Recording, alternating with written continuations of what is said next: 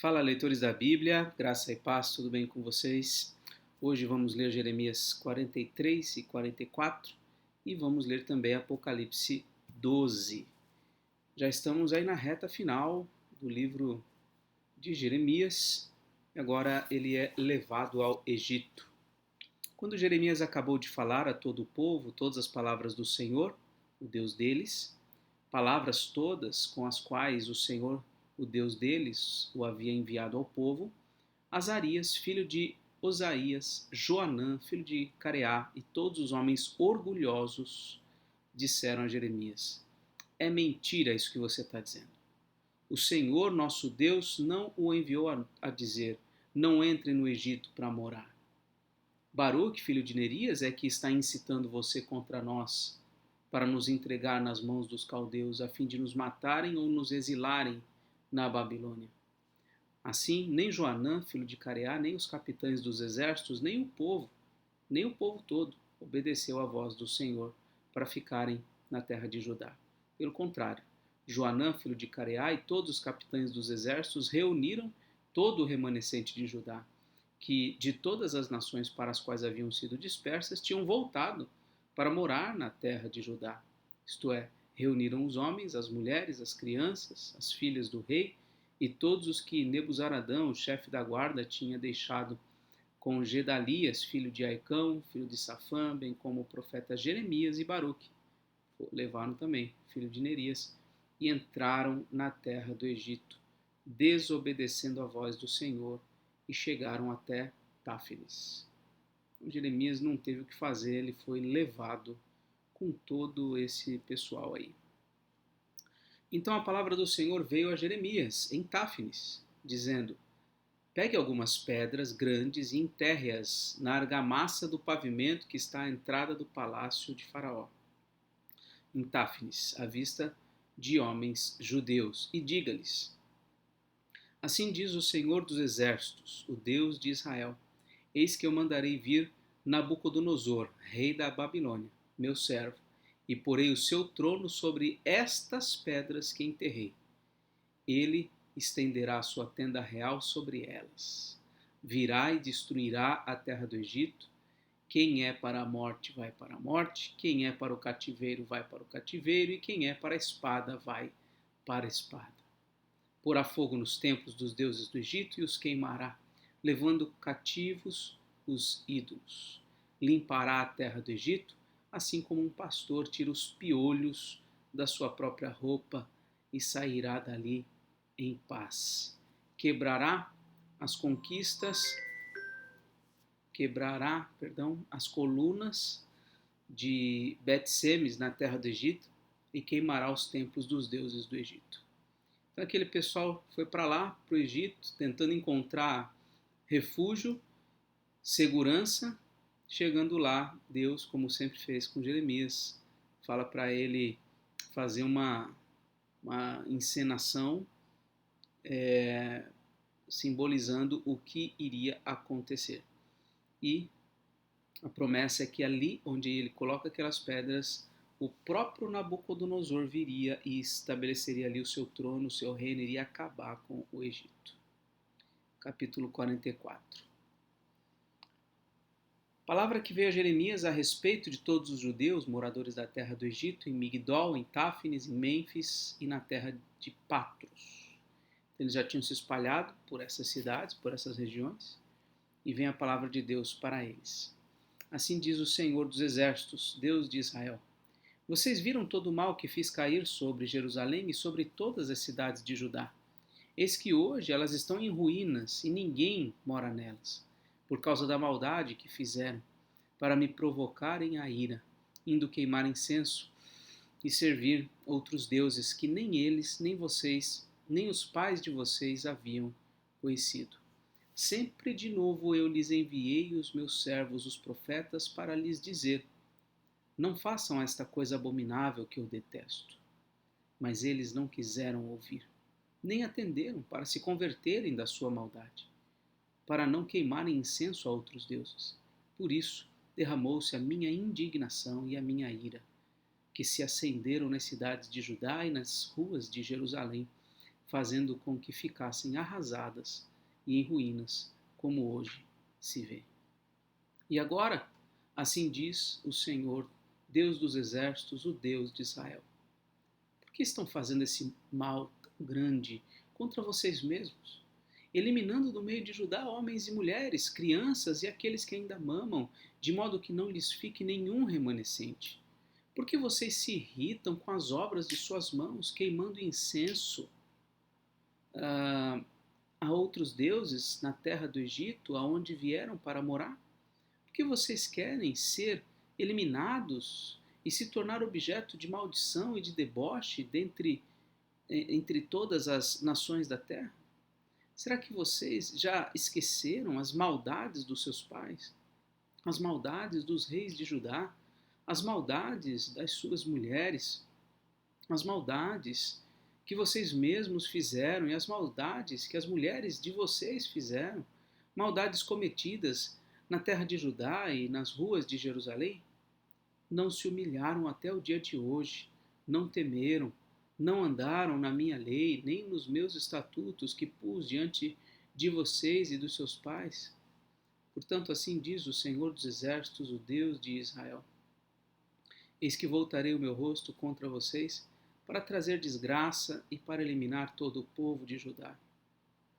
Farei com que o remanescente de Judá, que se obstinou em entrar na terra do Egito para morar, seja totalmente destruído. Cairá a espada e a fome, desde o menor até o maior perecerão, morrerão a espada e a fome. Serão objeto de maldição, de horror, de zombaria, de deboche, porque castigarei os que moram na terra do Egito, como castiguei Jerusalém com a espada, a fome e a peste. De maneira que dos restantes de Judá, que vieram à terra do Egito para morar, não haverá quem escape e sobreviva para voltar à terra de Judá, a qual desejam voltar para morar, mas não voltarão, a não ser alguns fugitivos. Então todos os homens que sabiam que as suas mulheres queimavam incenso a outros deuses, e todas as mulheres que estavam ali em pé, uma grande multidão, e todo o povo que morava na terra do Egito, em Patros, disseram a Jeremias: não obedeceremos à palavra que você nos anunciou em nome do Senhor. Pelo contrário, certamente faremos tudo o que dissemos que faríamos. Queimaremos incenso à rainha dos céus e lhe ofereceremos libações, como nós, nossos pais, nossos reis e nossas autoridades costumávamos fazer nas cidades de Judá e nas ruas de Jerusalém. Naquele tempo tínhamos fartura de pão, prosperávamos, nenhum mal nos acontecia. Mas desde que paramos de queimar incenso à rainha dos céus e de lhe oferecer libações, tivemos falta de tudo e fomos consumidos pela espada e pela fome. É uma estupidez, né, irmãos? Ler uma coisa dessa. Que coisa. E as mulheres acrescentaram: quando nós queimávamos incenso à rainha dos céus e lhe oferecíamos libações, será que era sem o consentimento de nossos maridos que fizemos bolos para representá-la e lhe oferecemos libações? Então Jeremias se dirigiu a todo o povo, aos homens e às mulheres, a todo o povo que lhe tinha dado esta resposta, dizendo: quanto ao incenso que vocês queimaram nas cidades de Judá e nas ruas de Jerusalém, vocês e os seus pais, os seus reis e as suas autoridades e o povo da terra, será que o Senhor não se lembrou disso, nem lhe veio isso à mente? O Senhor já não podia por mais tempo suportar a maldade daquilo que vocês fizeram, as abominações que cometeram. Por isso a terra de vocês se tornou uma ruína, objeto de horror e de maldição, um lugar desabitado como hoje se vê. Porque vocês queimaram incenso a outros deuses e pecaram contra o Senhor.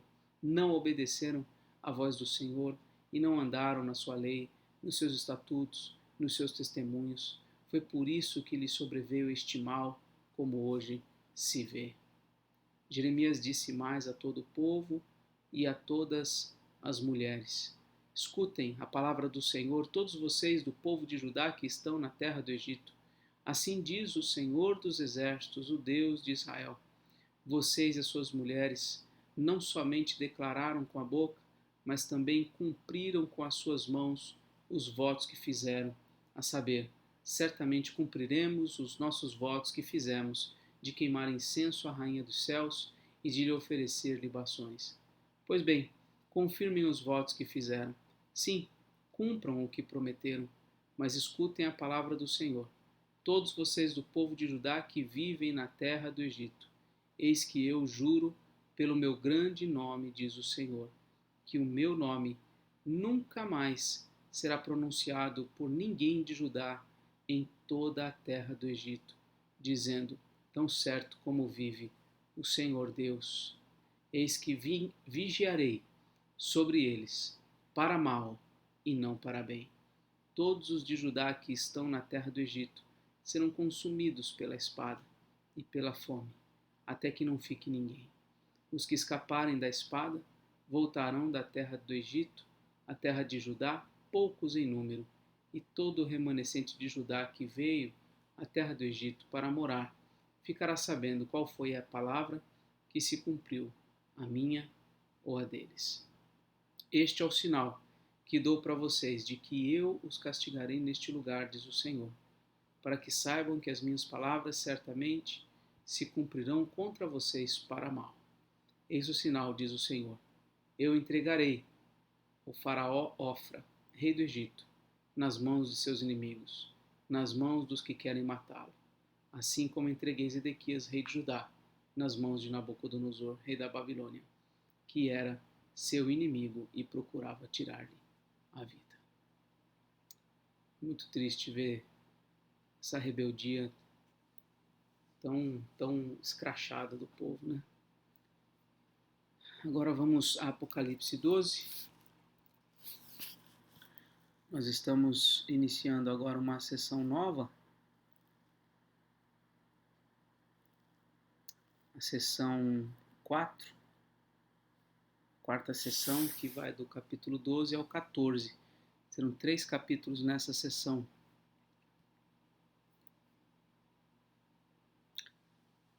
Viu-se grande sinal no céu. Uma mulher vestida do sol, com a lua debaixo dos pés e uma coroa de 12 estrelas na cabeça.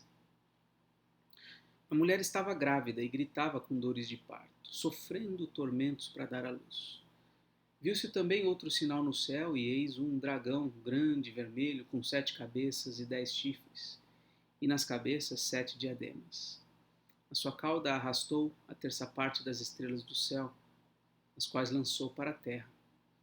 E o dragão se deteve diante da mulher que estava para dar à luz, a fim de devorar o filho dela quando nascesse. Ela deu à luz um filho homem, que há de governar todas as nações com cetro de ferro. E o filho da mulher foi arrebatado para junto de Deus e do seu trono. Olha só, o filho da mulher não foi engolido, não foi devorado, mas foi arrebatado para junto de Deus e do seu trono. A mulher, porém, fugiu para o deserto, onde Deus lhe havia preparado um lugar para que nele a sustentasse durante 1260 dias. Essa visão é muito interessante. Essa mulher certamente representa aqui o povo de Deus, o povo por meio do qual veio o Filho de Deus. E durante toda a história bíblica nós vemos indícios dessa fissura de Satanás, querer devorar aquele que haveria de ser o descendente da mulher, que viria pisar sua cabeça. Então ele sempre ficou na espreita para tentar matá-lo. E o plano dele foi frustrado, claro, e Deus o tomou para si. E a mulher então é preservada, é sustentada por um longo período. Aqui, obviamente, não há nada de literal nesses 1260 dias, mas uma expressão de um longo período em que a igreja, o povo de Deus, é guardado, é sustentado. Então estourou a guerra no céu. Miguel e os seus anjos lutaram contra o dragão. O dragão é a serpente, lá do Éden. Também o dragão e os seus anjos lutaram, mas não conseguiram ser vitoriosos, e não havia mais lugar para eles no céu. E foi expulso o grande dragão, a antiga serpente, olha aí, que se chama Diabo e Satanás, o sedutor de todo o mundo. Ele foi atirado para a terra, e com ele os seus anjos. Então ouviu uma voz forte no céu, proclamando: Agora veio a salvação, o poder, o reino do nosso Deus e a autoridade do seu Cristo, pois foi expulso o acusador de nossos irmãos, o mesmo que os acusa de dia e de noite diante do nosso Deus. Eles o venceram por causa do sangue do Cordeiro e por causa da palavra do testemunho que deram, e mesmo diante da morte não amaram a própria vida.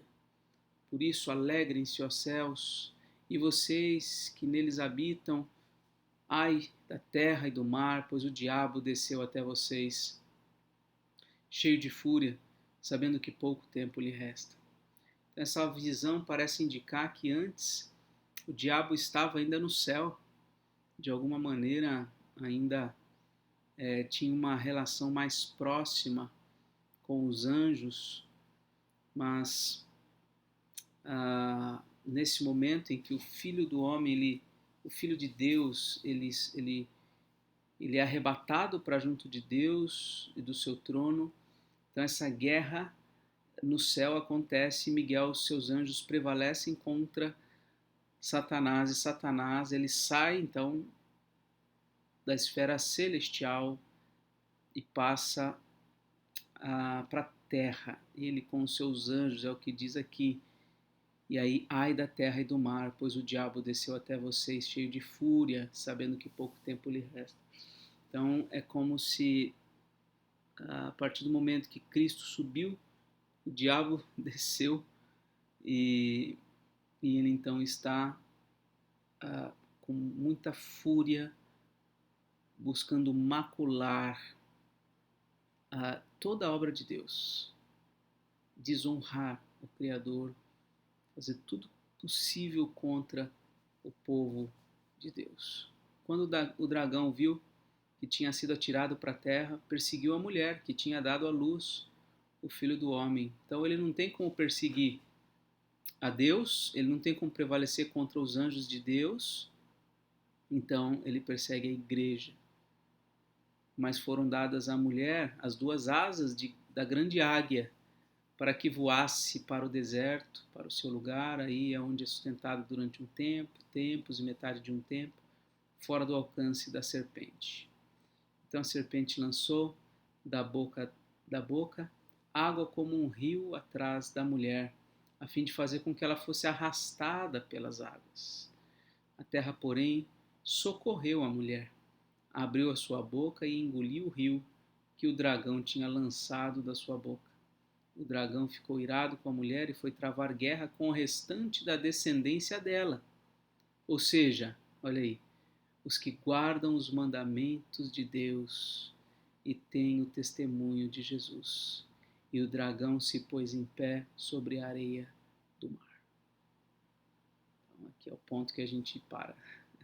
Depois a gente continua, mas é sensacional, né? Tem partes um pouco mais claras dessa narrativa profética, simbólica, e tem partes mais difíceis, como a do capítulo passado, né? E a gente vive nesse momento, certamente, em que a igreja ainda padece muito pela influência de Satanás. Que Deus tenha misericórdia de nós. Vamos orar? Senhor Deus e Pai, te agradecemos por podermos ler a Tua palavra, Senhor. É triste ver, ó Deus, a respeito da rebeldia do povo de Israel, de Judá, como eles tiveram seus corações endurecidos diante da Tua palavra. Que o Senhor, ó Deus, não permita que os nossos corações se endureçam dessa maneira. E também, ó Deus, agora com a leitura de Apocalipse,